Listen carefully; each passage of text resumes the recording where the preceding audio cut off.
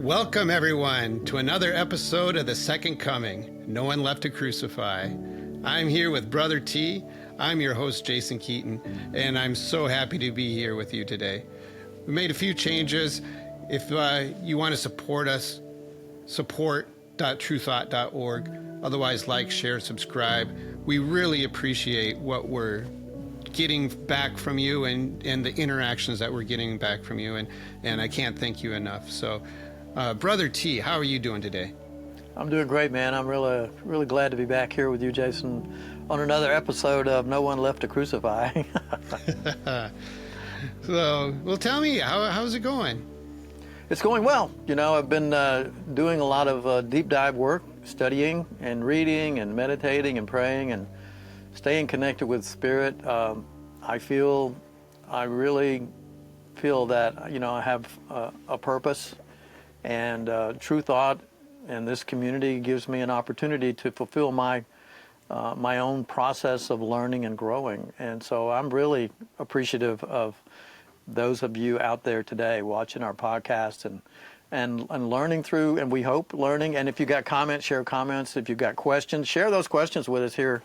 Either if you're watching us on YouTube or Substack, we make it available so that you can add comments and questions.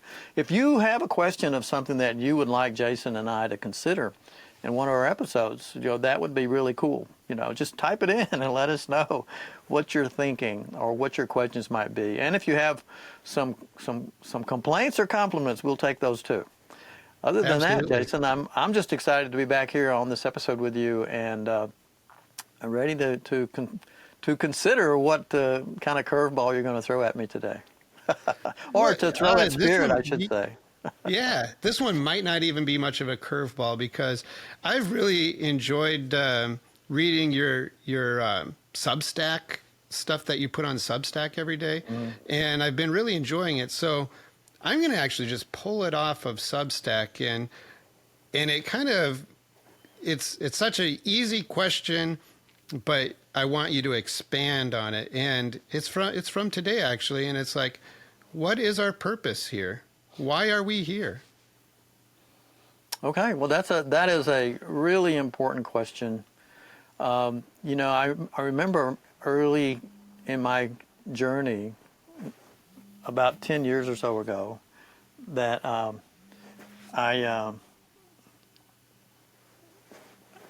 was working at a community church, and this memory came up actually a couple of days ago in one of my meditations. And there was this woman who, she would travel to the community in a wheelchair, electric wheelchair, and she had lots of, you know, issues, disease, you know, some complications with her physical health. And she realized that she was approaching death. And I was teaching A Course in Miracles at that time, you know, helping out in the community. But I wasn't the minister there. I was just helping in the community. So the last time I saw her, she came rolling up to me in her wheelchair. And she and I met in a corner in one of the hallways, and nobody else was around. And she started crying, and she asked me, she said, you know, she said, I just don't understand. She said, I just don't feel like I know I'm not going to live much longer. I've been told that my life is about to end. And she said, I don't even know what my life was about. What was my purpose? I don't even know what I accomplished here. And she was crying. And that's an important question. You know, to think that we get all the way through our life and we just don't even really recognize or know what our purpose is. And so many people, I think, find themselves in that situation. And especially as we get older, being older myself, I know what a blessing it is to know what my purpose is, and what all of us, what our purpose is. I shared some stuff with her, and I'll share that with you too. But before we get into that, let's call in some guidance. Let's call in some counsel. And let's take a good deep breath right now for just a moment. Take a good deep breath.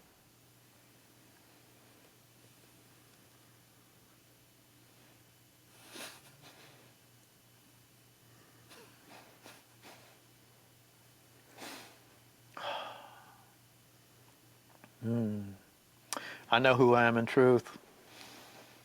I know what I am in truth. I know how I serve in truth. I am free. I am free. I am free. I'm here. I have come. I am known. Behold, I make all things new. It will be so. God is. God is. God is.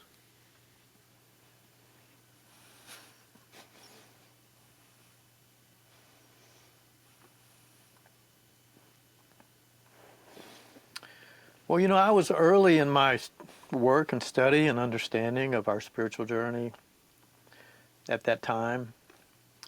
But I had enough understanding to be able to sit down with her and talk with her and to tell her that she had been successful in her purpose. Because all of the things that I had known of her and all my interactions with her, she was a very loving person. She never complained about her situation. She never talked down about anybody. She was actually a joy to be around.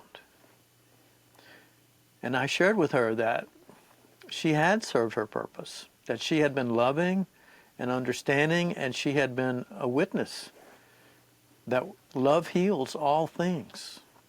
And that while we may have some struggles with our bodies and with the world, these are not things that are being done to us. These are things that are occurrences based on our choices. We are accountable to our actions, and we're responsible for our choices. We're not being punished by God. God's not doing things to us. We are creating these situations to learn through. And I was studying with Eckhart Tolle a little bit these last few days,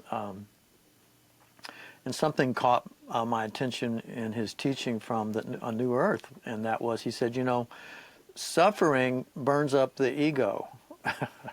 Struggle and suffering burns up the ego. And this woman was an example of that. Her struggles and her suffering, physical disease,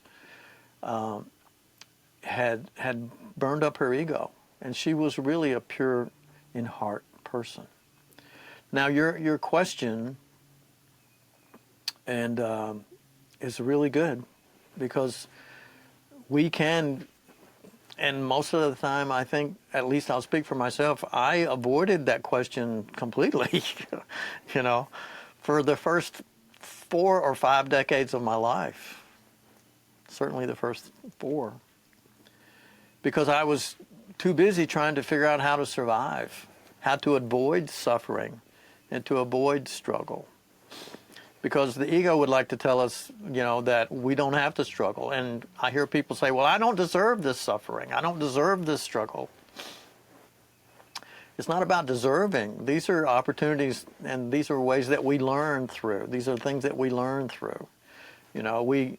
I've shared with my children about, as far as raising their children, don't become, irrationally compassionate and try to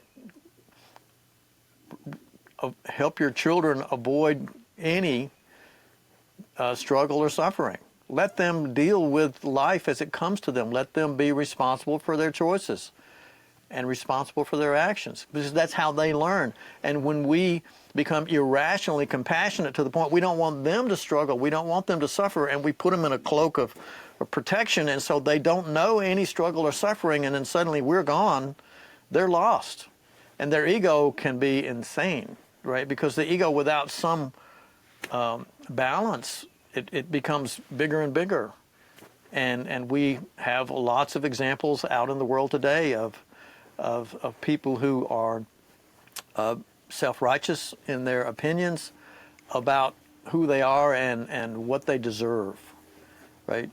And they believe that they're entitled. And because they're alive, they're entitled to never worry and never struggle and never suffer. What we're entitled to here is to learn.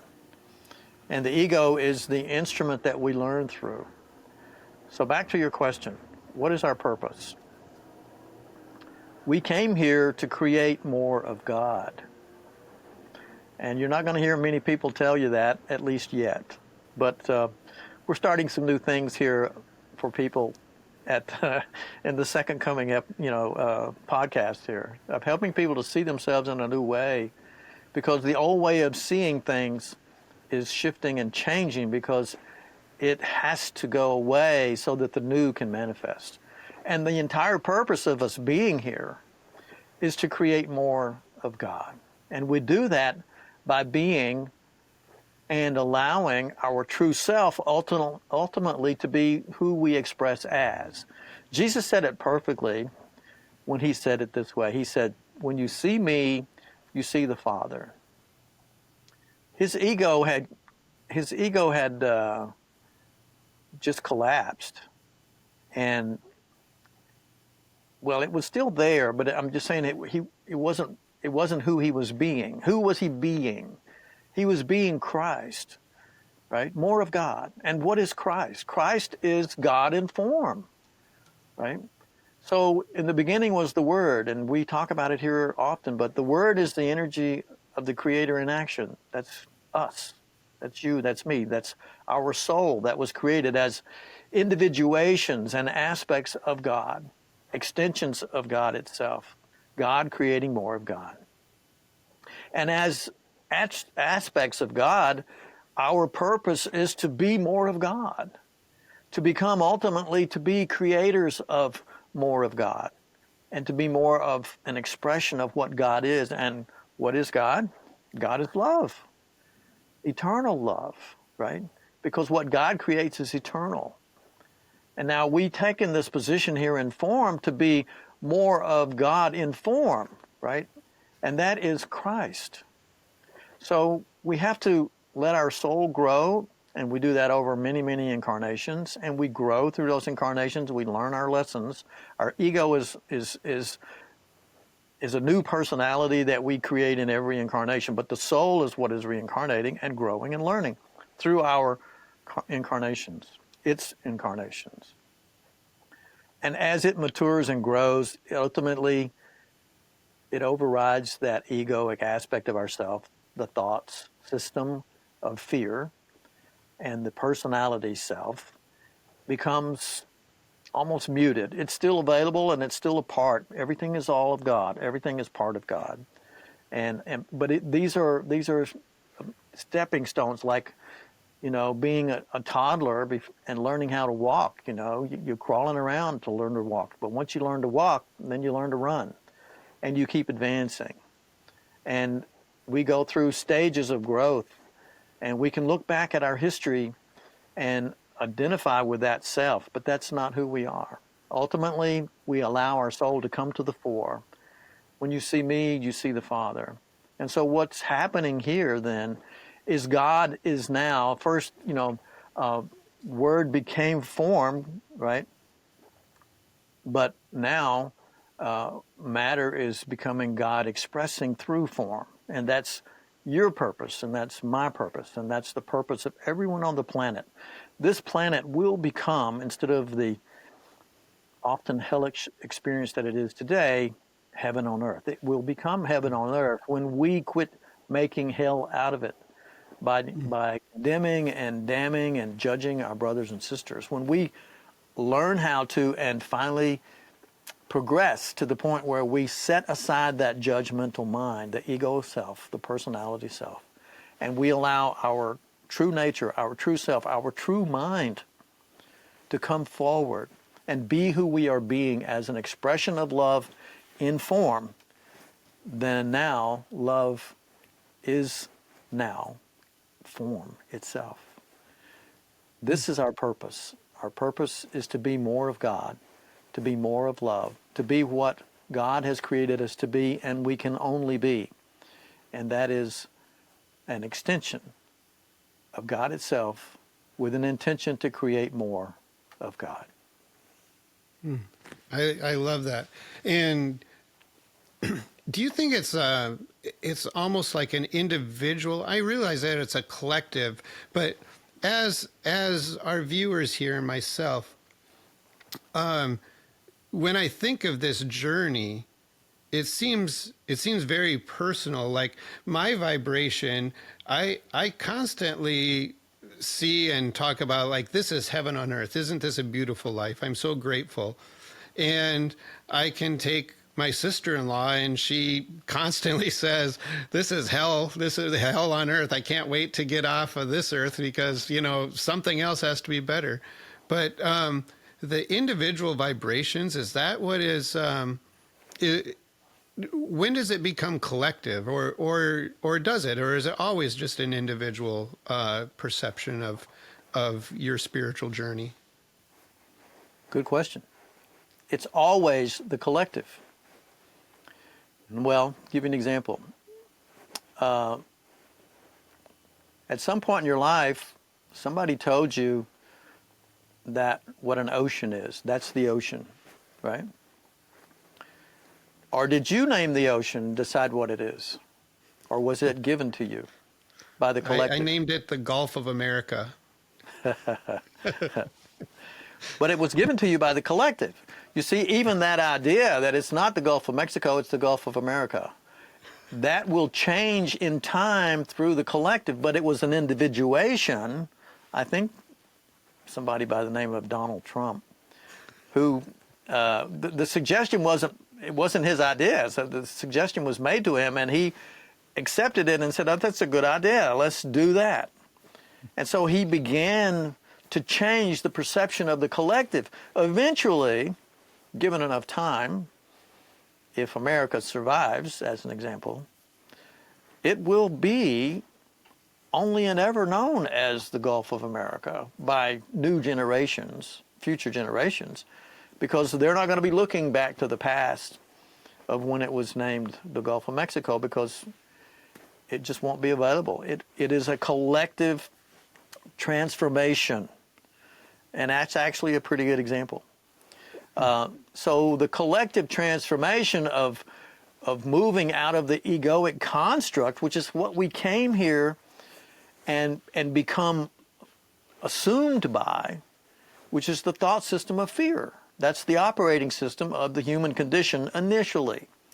As the soul matures, it overrides that, right? And once one soul, Jesus as an example, his soul matured and he overrode that system and he became Christ, God in form, here on this planet in form. Just that one person doing that as an example, there have been a few, but very few. But now more and more and more are doing it and will be doing it. It is a wave that is beginning to overtake the planet. It's going to take generations for this to manifest because we have held on to fear and created this existence through fear and guilt and blame and judgment for millenniums. And so the collective is holding this consciousness that has to be transformed, and that is an alchemical process where we initially as individuations become God in form, Christ on earth, and as more and more people make that transformation to their own self-realization, that enhances the opportunity for others to do it. Because Jesus was doing it, and Buddha did it, and others have done it, that's made it easier for us to do it.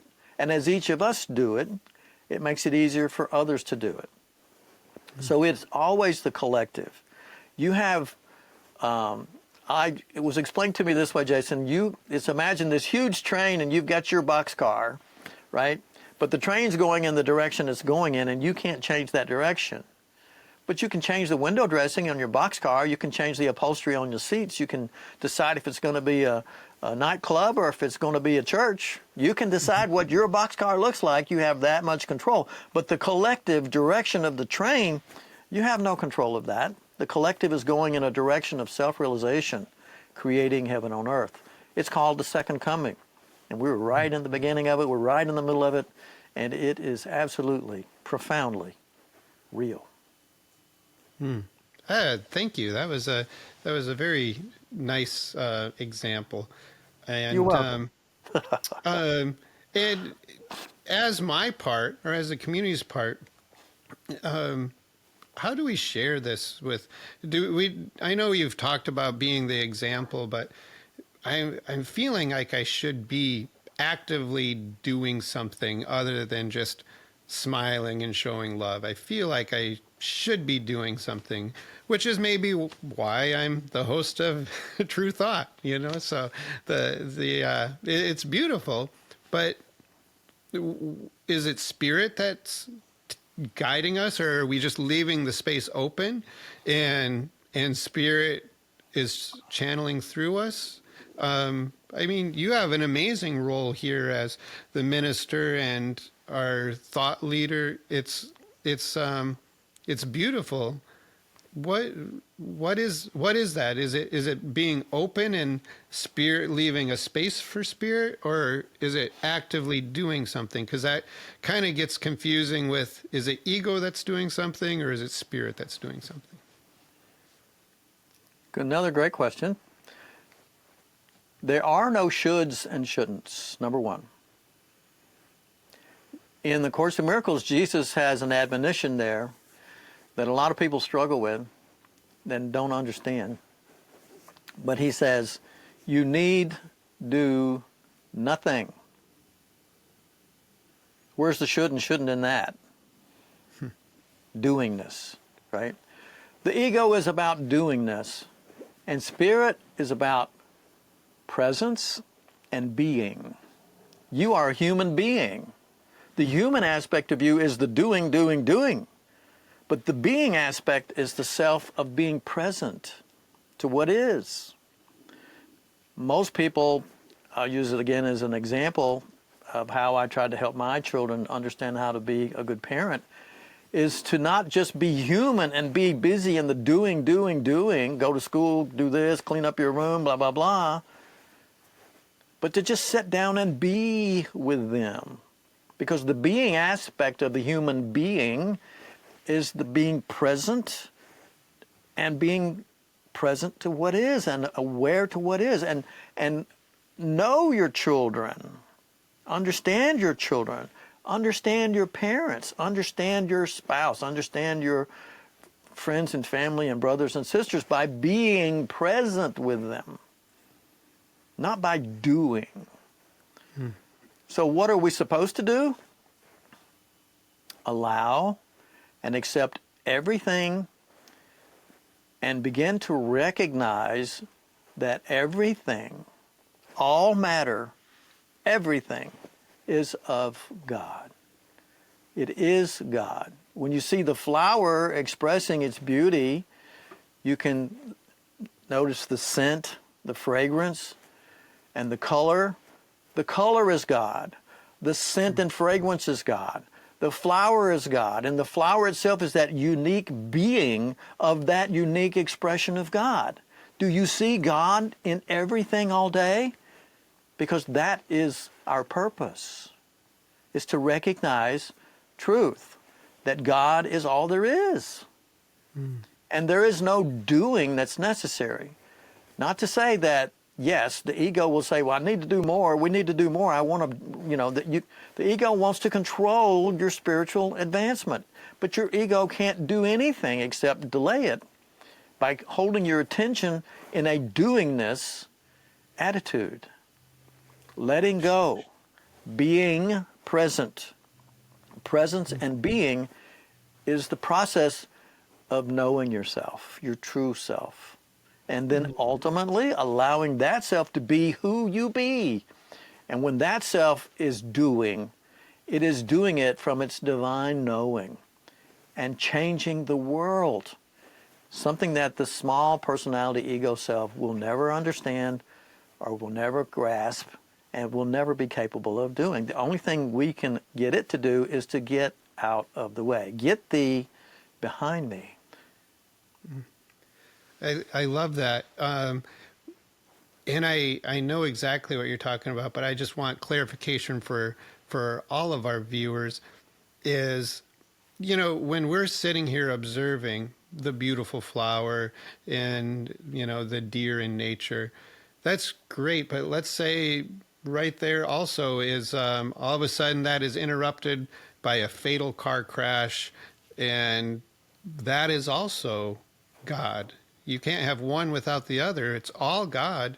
Um, what is, I mean, is that just part of it? Is that the yin and the yang? Or, I mean, if we're just observing, we observe some pretty nasty things in this observation.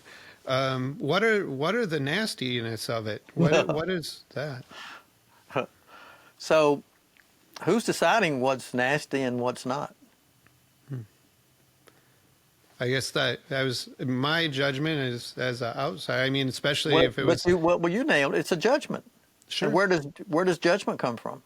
from the ego. So is the ego actually qualified to judge anything? That's what the ego does, right? It's what it does, tries but to it's not judge. qualified. It doesn't know. The ego Right. doesn't see God everywhere. It's not capable of it. It's Right. only capable of illusion and judgment and naming everything and giving everything meaning, right? But God is all there is. And so when you become the aspect of your true self expressing in form, you see that things are happening that are occurring based on the idea of separation, on the idea of lack, on the idea of harm, on the idea, and those are all ideas of a faulty operating system. Heaven on earth becomes our experience as we quit practicing separation and judgment. Those are things that are occurring based on prior thoughts, fear and judgment and guilt and blame, and a belief in separation and a belief in vulnerability and a belief in destruction. The truth is that what we're experiencing in form isn't really created in the sense that it's eternal. It's just a temporary expression, right? It's a classroom. It's a learning center. And these are things that we learn through, but you can't get the ego to see love and God there, then get the ego out of the way so that your Christ nature, your divine nature, your true mind can see no matter what happens that God is there, love is there, and what it's being covered over with are false ideas of what reality is really all about. That's great. That's great. And that kind of wraps up my subject and my questions for today. But I want to give a shout out to the Indigo children out there watching with us. My daughter, one of them, 18 years old, and it's really amazing when we see the vibration of this planet changing, because this younger generation already has a knowing very different from the path that you and I grew up, Brother T, where we searched so long in our human life to find to where you are and where I am on this journey. They talk about spirituality and energy and vibrations all the time, and it's just like part of their culture and upbringing. And I just want to thank our younger viewers that are with us here today, and send us a DM. And anyone else, obviously, love support.truethought.org, or just like, share, subscribe. We just enjoy being with you. And Brother T, thank you so much today. Right. Well, I want to say, I just want to add a couple of thoughts about our beautiful indigo children. The line has already been drawn, and we've talked about it a little bit here, right? They are those souls that have grown to a certain level of vibration, and vibration is appropriate. Underline that word, and you mentioned it. They've grown because consciousness is a vibrational field, and they have grown to that in their last incarnation, and they passed the marker, they passed the test. They didn't have to go to Poop Planet, right? They came back to planet Earth. This is called the second coming. This is the beginning It's actually been going on for a long time, but this is becoming more and more visible. This is where the shift and the creation of heaven on earth is becoming a reality. And you and I will reincarnate, our soul potentially will reincarnate, and nothing that we've gained consciously, vibrationally in our work and study here, and our acceptance of love here, and our growth spiritually of our ego, it will get out of the way so that our soul can have this growth. It's not, you don't ever start over. It's a continuation of the work you've already done. So congratulations to those who have passed the test, if so to speak, and they came back here with a high consciousness, and the transformation, no one left to crucify, is happening. And it's called the second coming. Thank you again, Jason, for being my partner here today, my brother. I love you. And thank you to those who are participating in our fun topics and Jason's weekly challenges. Yeah, yeah, exactly. Thank everyone, and I think this was a fun conversation. So share it with some friends, and invite them to take a glimpse at our conversations every week. So it's great having everyone here. Brother T, again, thank you from the bottom of my heart. It's my absolute pleasure to be with you this week. I love you, Jason. Love you too, Brother T. See you soon on another episode of The Second Coming. Bye-bye.